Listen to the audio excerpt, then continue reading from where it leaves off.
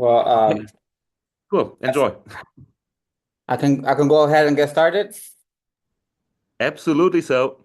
Okay, thank you. All right, well, it's a pleasure that I'm here. I'm thankful that all of you have are gathered with this conference and that you guys have, you know, accepted my paper. So it's an honor. So thank you very much. So yeah, I will go ahead and begin. I am, as he stated, I am talking about the search of Native American logos, monotheism, pantheism, and divine attributes in indigenous American religions.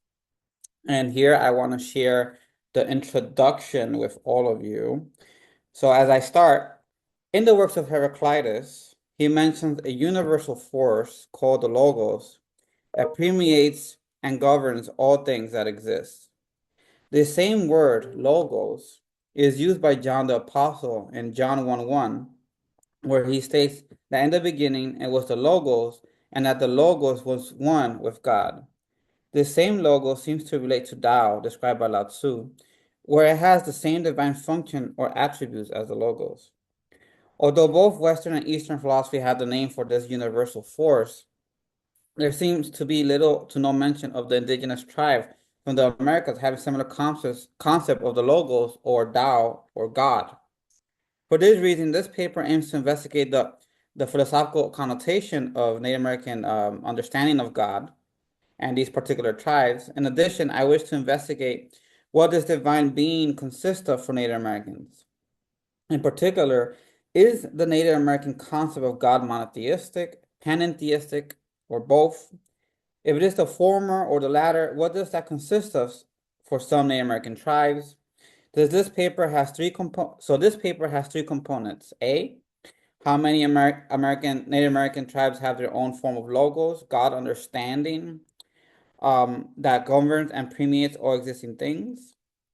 B, there are two ways I wish to present here of the understanding of the divine in Native American religion, which is a monotheistic way of understanding the divine, and on the other hand, a panentheistic understanding of the divine. And C, how some Native American tribes understand the properties or attributes of God in the monotheistic and pantheistic sense.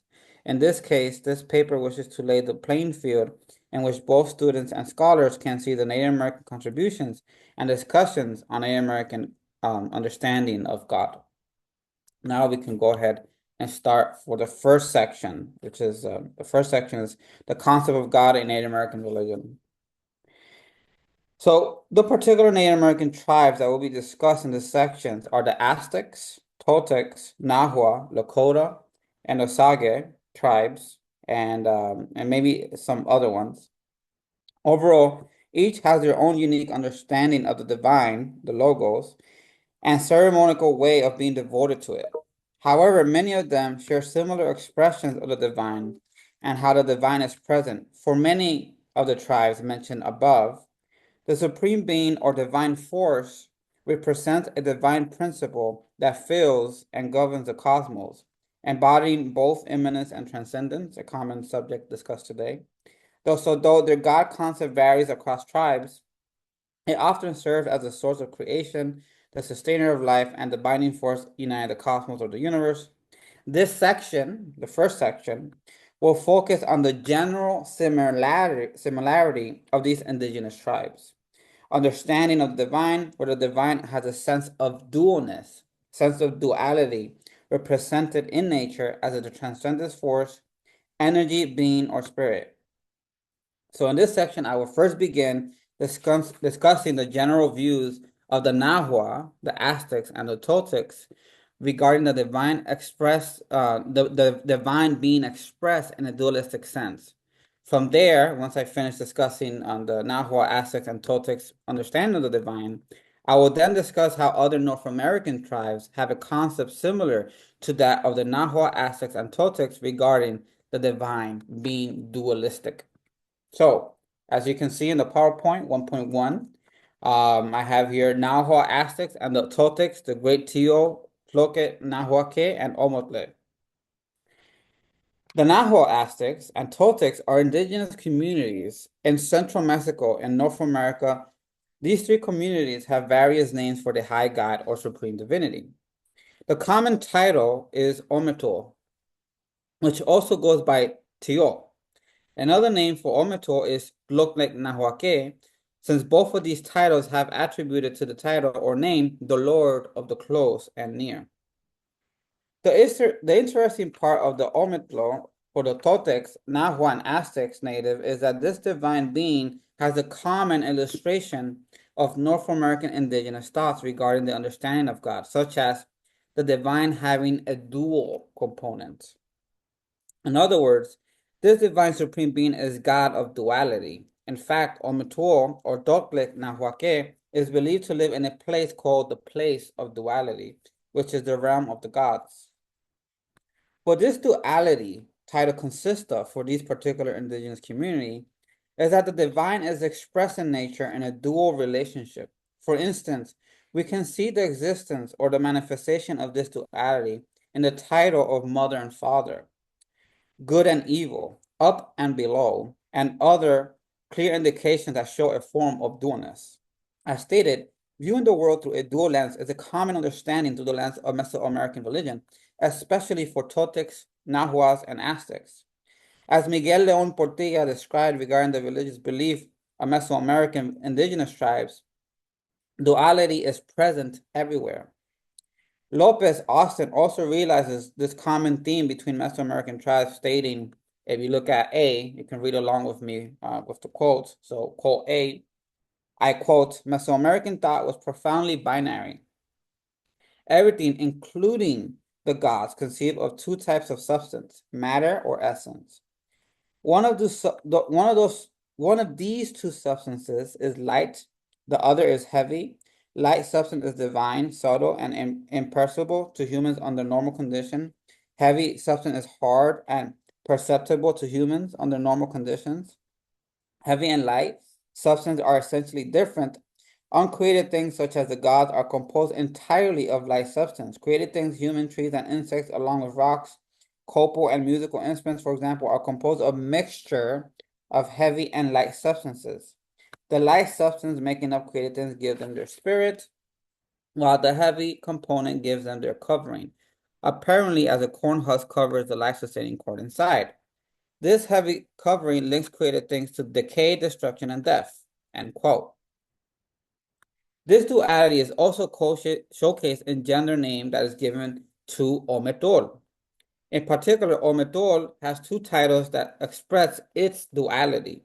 Its masculine and feminine name, Ometalpli for the former and Omesihuat for the latter. The former is the masculine and the latter is the feminine. So this is stated by Portilla, where he says the supreme god is also called Ometlo, the dual god, with a masculine and feminine continent, Omeplukli, the lord of duality, and Omekwal, the lady of duality. In this matter, we have a clear sense that these indigenous communities have a dualistic understanding of the divine, or the logos. Now, James Maffei in Aztec philosophy argues otherwise. He claims that the Aztecs have perhaps that the Aztecs and perhaps the surrounding region do not hold a dualistic understanding. He calls it constitutional dualism of the divine. Instead, he claims that the Aztecs have a monist view of the divine, such as that all things in the universe are one with the Supreme, and the Supreme is one with all. Although there can be indeed be some aspect of monism in this particular beliefs, this does not exclude that they do not have a concept of oneness, and at the same time have this divine supreme being expressed in the universe in a dualistic sense. Simply put, perhaps there are some aspect of all things being are one, but the expression of the one can be expressed in a dualistic fashion. Not only do we see this duality with the Aztecs, but as we shall see next, native tribes further north in the Americas hold a similar dualistic understanding of the divine. So now we can go to 1.2, and I'll be speaking of the Lakota, Osage, Omaha, Poncas, Squaws, these particular tribes, which talk about God as Wakantanka, Wakanda, and the Great Spirit.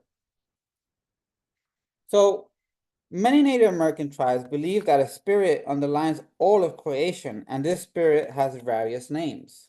For instance, the Great Spirit is called Orenda, Manito, or Wakantanka. Moreover, the naming of such spirit can also be called gigantic spirit, superior lake, huge lake, or great mystery. Paulo Hartz in Native American religion gives a similar description, stating, if you look at quote B, I quote, the Algonquins speak of Manitou, the Oroquis of Orenda, and the Loquera of Wakantanka, words usually translated as Great Spirit or Great Mysteries. These words all refer to the indefinable power that underlies all creation, end quote. Overall, the Great Spirit has various names, but regardless of their different names, they are all attributed as a force or energy that animates all things. Now, it is not uncommon for tribes in the U.S. region to have a dualistic understanding of God. Now, I will not speak for all of them, but I would like to speak of Native tribes titled I would like to speak of Native Americans that title the divine as Wakantanka, Wakanda, and the Great Spirit. The divine in general for these particular tribes has dualistic mechanism where the forms of the divine are expressed in nature in pairs. For instance, Janet Seiko Belin states regarding Wakantanka, if we look at C, Wakantaka is an American Indian word for the Great Spirit and manifestation. It is the universe and all that is. It has also been called the Great Everything in order to manifest the Great Spirit, split in two, creating male and female energies. This is the principle of polarity or duality. As stated by Saki Belin, there is this dual aspect of the divine that when it manifests itself in the universe, the divine is displayed in two. You can also see this pairing for the Lakota tribe, where they believe Wakantanka has four forms, but the forms are paired. In other words, there are four forms of Wakantanka, but the way in which these forms are manifested is dualistic. This is noted in Native American theology, and we go to quote D, I quote, the Lakota likewise see Wakantanka manifest in a variety of ways in the world. Each of these very different manifestations can actually be referred to as Wakantanka, and yet Wakantanka is in another sense all of them. Walker speaks of four ranks of forms, Toptokin, each of which is Wakantanka, and all of which is Wakantanka. The first rank includes the four key figures in the Lakota creation myth: wind, sun, skan, sky, make earth, and Inyan rock. While sun is paired reciprocally with moon, it becomes clear in many contexts the sky and earth are also paired, end quote. As noted, this duality or pairedness is part of Wakantanka, which is displayed in nature such as sun with the moon and the sky with the earth. There is this pairedness. Similar to the Lakota tribe, the usage also have this procession of the divine having four forms that are presented in nature as a dualistic form. In particular, for the Osage tribe, when the Wakanda is manifested itself in its form, Wakanda being the god, it represents the reciprocity between sky and earth, light and darkness, or even in our male and female duality. We can also see the symbolic dualism incorporated into the Omahas, Poncas, and Quas cultures, where their camps are divided in two. As stated by Clara Sue Kidwell, if we look at E, I quote, the Osage world is one through going dualism. The diametric dualism is still red though apparent in multiple and polyvalent ways. Indian cultures almost universally depend upon divisions within the communities to structure social relationships like the Omahas, Poncas, Guapas, and others, end quote. Their social structures are mere representations and symbolism of the divine, which manifests itself dualistically. In this case, many Native American tribes understand God in a bigender or reciprocal duality of male and female, earth and sky, grandmother and grandfather, above and below, and day and night. Now, while it is evident that many Native American tribes conceptualize the divine as a dualistic force manifesting throughout nature, this does not preclude the possibility of underlying monotheistic or panentheistic elements within their spiritual traditions. The dual nature of the divine as seen in deities like Omito and Wakatanka may indicate a broader theological framework, one that either upholds a singular supreme source of existence or divine presence that both transcends and permeates all things. This leads to an important question. Do these indigenous traditions ultimately align more with monotheism or pantheism? The following section will explore these possibilities by analyzing how the Native American tribes represented here understand the nature of the divine, shedding light on whether their spiritual beliefs are best characterized as monotheistic or pantheistic. Now we will go to the second part of the paper, which is titled Two Ways of Understanding the Indigenous God. There may be more ways, but I'm providing only two in this paper. As stated, the theological framework of many Native American tribes raises an essential question. Do their spiritual tradition reflect a monotheistic belief in a singular supreme being or a pantheistic view where the divine both transcends and permeates creation? Now, while some scholars argue that indigenous religious systems lean towards pantheism due to their emphasis on how God is identical with the universe and that all things in the universe are self-expression of the divine, I want to leave room to suggest that it may be possible that they can hold a pantheistic or even, in some sense, a monotheistic understanding of the divine. Panentheism means that the divine is everywhere in the universe and that all things within the universe are in the divine, right? Monotheism but also transcends the universe, right? Monotheism, on the other hand, is when there is only one divine being, right? So thus, in this section, I will analyze how the selected Native American tribes traditions conceptualize the divine, examining whether their beliefs can align more closely with monotheism or pantheism. I will start by showing how the concept of God can't possibly be, in some way, panentheistic. Not pantheistic, panentheistic. Now we can go ahead and we are in 2.1, Indigenous God as panentheistic. So as stated above in section 1, for these particular tribes, duality is present everywhere. And this mere pairness, self-presentation of the divine, whether for Tio, Ometo, Otloke, Nahuake, Wakantanka, or Wakanda, or the Great Spirit, are manifested in all things in the universe. Their dualness is represented everywhere in the universe. The question is, does this insinuate panentheism? Now, James Maffei in Aztec philosophy believes that the Aztecs do not hold a pantheistic understanding, but rather a pantheistic understanding of the divine. This is the case for Maffei, since he interprets Aztecs to believe, if you look at F, these are his two arguments, F, 1 and 2. The divine is identical to the universe. And number 2, the divine has no reason or room for intentional interaction with creation. So he believes that the Aztec belief of the divine is pantheistic because the divine is identical to the universe and the divine has no persona or room for intentional interaction with creation. By extension, many indigenous scholars tend to also lean towards the interpretation that most native tribes hold a pantheistic view, just like Maffei. For instance, one can interpret V.F. Cordova, she's a Native American, where she has an explanation of what most Native Americans believe in regarding the divine as pantheistic. If we look at G, right, I quote, in a Native American worldview, there is no divinity that exists outside the universe, primarily because there is no outside. Whatever is an indivisible, infinite, and divine something. All things proceed as either participating in this one thing or being manifestation of the one thing, end quote. However, Cordova's statement does not dismiss panentheism, nor is Maffei's interpretation, I think, is correct or absolute. In fact, Cordova's statement leaves it open to the possibility that maybe natives believe the divine to be pantheistic or panentheistic.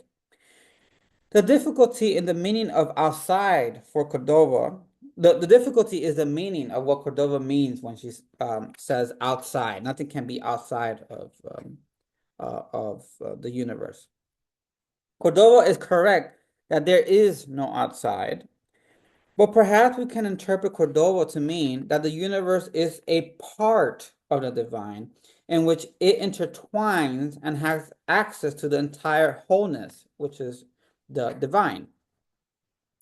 In other words, it circles within circles. Thus, there is no such thing as outside, but all things are in the whole, including the universe. For instance, in many indigenous thoughts, they metaphorically say that we are circles within the universe, which the universe is also a circle. Of course, we are not literal circles. Instead, this means that we are part of a larger picture. The universe is not outside of us as a circle transcending minor circles, right? Which is anything within the universe, right? Minor circles are anything within the universe. Rather, the universe and we are one, even though it seems that both the universe transcends and is outside our circles. Thus, if circles do not insinuate separation between the universe as its own circle and us as our unique circles, then it is possible that divine is the complete circle that has within it the universe as a circle with minor circles within the universe.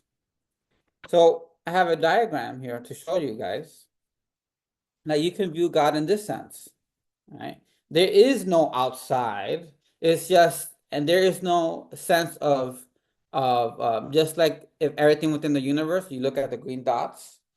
Um, the universe is not outside the circle of the dots. It's just in the universe. Right? They all share their mirrorness of expressing each other in some way. But and likewise, just in the same way, the green circles and the universe is not outside the green circles.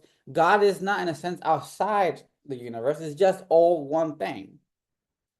I also will find it helpful if we can view it this way.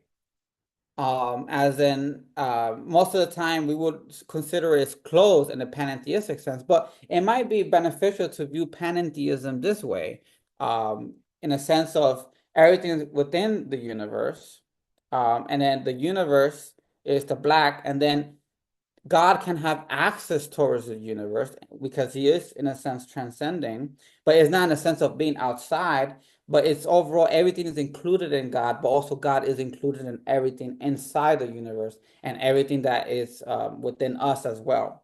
So I hope these two diagrams help somehow. Now, returning to Maffei, his concern is that pantheism opens the door for Aztec to indicate that the divine is a person or an agent, which cannot be the case for him. Maffei may be right that it is not a person or agent. However, we cannot exclude that in many indigenous religions, even for the Aztec, the supreme being has some level of personality or persona. If we look at an Aztec text about the supreme being, one can allude to the divine being as both transcendent and a part of all creation. To refute Maffei's interpretation of the Aztecs, we must look at ancient texts from the Aztec world. Miguel León Portilla in 15 Poets of the Aztec World gives us a possibility where Aztecs may indicate a form of panentheism in the sense that there is some level of interaction between the divine and its creation. Let's look at I. I quote, "From afar I have heard a song. I listened to it. The king, Ayocuan, plays his flute, a garland of flowers. Now he answers you. Now he responds from the deep within the flowers, Lord of Ayapanco. Where do you live, my God? Giver of life, I look for you. Sometimes I, the poet, I am sad because of you, even though I try to bring you joy. Here where the flowers of toasted maize rain down, the precious white flowers in the midst of spring in the house of paintings, I only wish to bring you joy. All you from afar, from Tlaxaca, have come sing to the sound of the brilliant timbrels in the place of the drums, the fragrant flowers the Lord Tlihoclat in Tizlacan, Camaslioquin, happy with flowers and songs, keep the word of God. Your house is everywhere, O giver of life, upon the precious mat, woven with flowers upon this, the princes invoke you. The many different trees rise up flowering in the place of the drums. You are there, and meshed with the fine plumes, the lovely flowers are scattered on the mat of the precious serpent, the bird of bells coming ringing. He comes singing, and only the Lord answers him. bringing joy to the eagles and jaguars. Now the flowers have rained down. Begin the dance, all friends together, in the place of drums. End quote. As noted in the text, the poet asks the question, where do you live, my God, giver of life? Later in the text, the poet states, your house is everywhere, O giver of life. In this sense, the Supreme Being lives everywhere since all things contain and represent the divine. The interesting part of the text is that the author seeks the divine and wants to bring it joy. There's a sense that the individual is seeking the divine's attention, hoping it answers him. But one thing the poet knows is that the divine answers to the animals and brings joy to the eagles and jaguars. One can see the indication of the divine being sought for and being invoked in another Aztec text. I quote, we look at J. In no place can be the house of he who invents himself. But in all places he is invoked, in all places he is venerated. His glory, his fame are sought on the earth. It is he who invests everything. It is he who invests himself, God. In all places he is invoked, in all places he is venerated. His glory, his fame are sought on the earth. End quote. These texts seem to conflict with Matthew's second assertion that the divine has no person or room for intentional interaction with creation. However, these poetic texts suggest that the divine, in a sense, has some level of interaction. Similar to the Aztecs, other native tribes understand that the supreme being should that similar to the Aztec, other native tribes understand that the supreme being should be personally involved in human affairs. This was thus classify these particular native tribes as panentheistic, since God transcends the universe but is also involved in human activity. There are many ways that the divine is involved in nature and too many to describe, but there are precisely three that I wish to discuss here. In particular, I want to discuss, if you look at K, there are three things I suggest here. One, the messengers of the Great Spirit. Number two, praying and communicating with the divine and receiving blessings from the divine. Thus, to further support my argument, I provide three reasons as to why the Supreme Being leaves room for a panentheistic being with unique way of interacting with nature. Now we have 2.2, communication with divine and its messengers. Regarding speaking with the divine, various Native American tribes have a form of communication with it. One form of communication is through prayer. In some tribes, prayers are spontaneous, and many others they are ritualized because they need to be memorized. But regardless, these forms of prayers are so that they can communicate with God. In addition, Native American tribes would also commence ritual dedicated to the divine, showcasing their thankfulness for God's provisions of nature. However, besides prayers, other tribes would go to sacred places of nature to communicate with this divine being. Now, although there are various Native American tribes that believe one can communicate with God by going to sacred places or doing rituals, there are some that believe there are animals that are the messenger of the Great Spirit, such as the buffalo and the eagle. For instance, it is believed that the eagle carries the people's prayers and sends them to the divine. In addition, the Supreme Being will send its messengers to communicate to individuals how they ought to behave, what rituals they should practice, and what is expected from them. Overall, this differs from Matthew's claim, since the divine has a persona that allows it to communicate with individuals in various ways. However, the Great Spirit does not speak, but uses the very things in nature to share what it wants to convey. Now, prayers are not the only aspect of Native American culture that showcases how divine is connected to nature and individuals. God is also involved with nature and individuals by providing blessings to humans and providing blessings to nature by placing humans on earth to take care of it. As an example can be made in the Sacred Wisdom of the Native American, where Larry J. Zimmerman describes the anguish of an individual from the Cayusa tribe, stating, let's go to L. I quote, I wonder if the ground has anything to say. I hear what the ground says. The ground says, it is the Great Spirit that placed me here. The Great Spirit tells me to take care of the Indians, to feed them properly. The waterways, the same thing. The grass says the same thing. Feed the Indians well, the ground says. It was from the man was made. The Great Spirit is placing man on earth, desire them to take good care of ground and to do each other no harm. End quote. As shown by Zimmerman, particular things in nature are placed on earth to bless human, and in return, humans are placed on earth to take care of earth. However, everything on earth was considered a blessing by the divine. Interestingly, for many Native American, living a long life was also considered a blessing from God.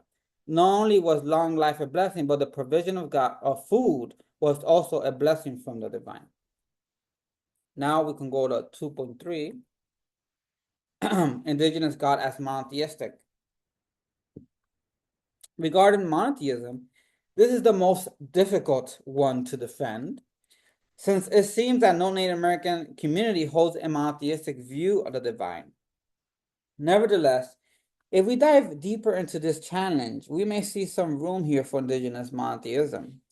In order to do this, we should seek to incorporate the ancient way of viewing monotheism rather than our modern lens of monotheism. Here, I would like to include ancient Judaistic, Jewish, and a Christian lens of monotheism to support my argument, such as M, as you can see on the PowerPoint. Number one, the existence. I want to show how they have an existence of multiple gods, which can help me support my argument and correlate this to ancient Judaistic texts. Number two, the manifestation of divine in nature, and three, creation is a representation of divine's power and is created by his power. Starting with the first, number one, multiple gods. In our modern lens of monotheism, we believe that only one God exists. However, according to ancient Judaistic thought, Yahweh was the supreme being who created other beings called the divine council, which included us as humans.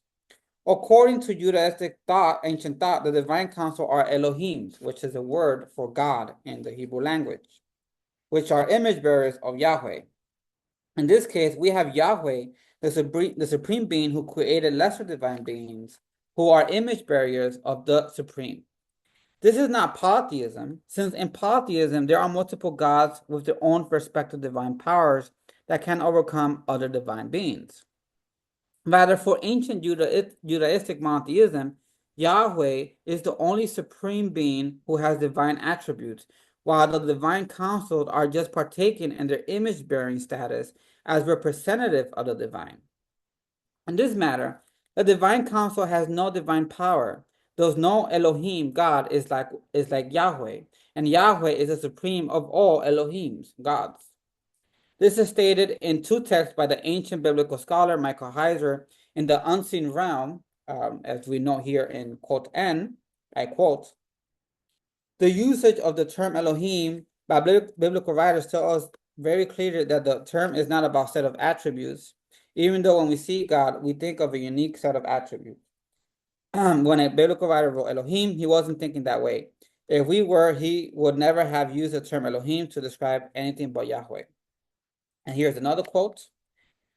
I quote, what all the figures on the list have in common is that they are inhabitants of the spiritual world in the realm that there is hierarchy. For example, Yahweh possesses a superior attribute with respect to all Elohim, but God attributes Aaron what makes him an Elohim, since inferior beings are members of that same group. The Old Testament writers understood that Yahweh was an Elohim, but no other Elohim was Yahweh. He was specially unique among all residents of spiritual world, end quote. Now, a similar framework can be observed in some Native American traditions, where the divine is understood as the supreme and ultimate reality. Now, while many Native American cosmologies include various spirits, these spirits or gods are often perceived as intermediaries or manifestation of the divine rather than independent deities in polytheistic sense. Just as Yahweh, just as Yahweh in ancient Judaistic thought stood above all Elohim, the great spirit in these indigenous traditions can be regarded as the source and ruler of all other spiritual or divine beings. Regarding the second argument, right, there we go here, the manifestation of divine in nature, we saw above in section 1 where the divine is present in a dualistic sense. Sorry, I don't have much time. Well, we have 10 minutes left for discussion, basically. So if you would slowly come to an end, that if possible, that so Okay. how long do you need? I maybe I haven't, yeah, maybe I could just finish this section and not worry about the attributes. So Okay. maybe 2 more minutes and Okay, good. Thank you. okay. Excellent. Um, so where the divine, so regarding the second argument, the manifestation of divine nature, we saw above section 1, where the divine is present in dualistic sense. In this matter, the supreme being manifests dualistically in nature in pairs. Thus, when the indigenous people worshiped the grandmother or grandfather deity, they were worshiping the supreme being that manifests itself dualistically as a grandfather and grandmother deity. As noted by Matthew himself, if we look at P, I quote, the multiplicity of gods was simply the divinity already separated, as it were, by the prism of human sight in its many attributes. The many gods were depictions of omiplo attributes, personification of his manifold talents or fragments of his corporal form. They were merely manifestation of one and the same powerful deity, end quote.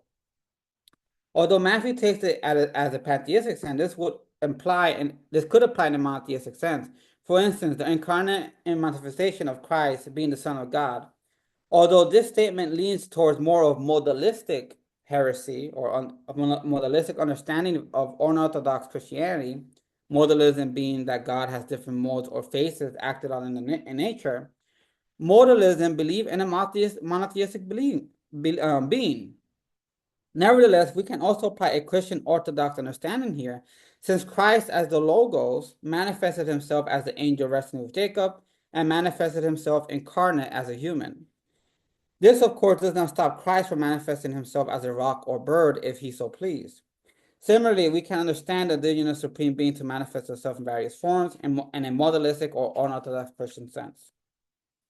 Now, although it may be possible that the indigenous belief of the divine can apply to monotheism, the main concern is how can we give it room for monotheism when these indigenous communities believe in everything in the universe having divinity in them and are part of God. This seems to leave only room for pantheism or pantheism. However, if we are careful, we can interpret these two statements, everything having divinity and all things are part of God, as all things represent the divine's power and everyone comes from God, created by him, which relates to my third argument, and it relates to this quote, but because I don't have enough time, I would like to end here. But overall, what I'm trying to say in this third argument is that instead of seeing us being part of God, we can see us as manifestation of his power. We are representative of his power. And I end here. Sorry, it's a long paper. Excellent. Thank you very much.